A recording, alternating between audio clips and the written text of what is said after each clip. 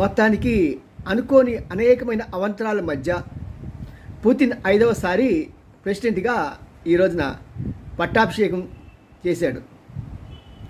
ఎటు చూసినా సరే సమస్యల వలయంలో చిక్కుకున్నా సరే ఒంటరి పోరాటం చేస్తున్న ఈ పుతిన్ మరి ఒక వంకేమో అనేక దేశాలు ఇంక్లూడింగ్ పోలాండ్ కూడా ఈ రోజున భారీ మొత్తంలో సుమారు $6 బిలియన్ అమెరికన్ డాలర్స్ని వీళ్ళకి హెల్ప్ చేయడానికి ఇష్టపడింది, పంపించేసింది కూడా సగం వరకు.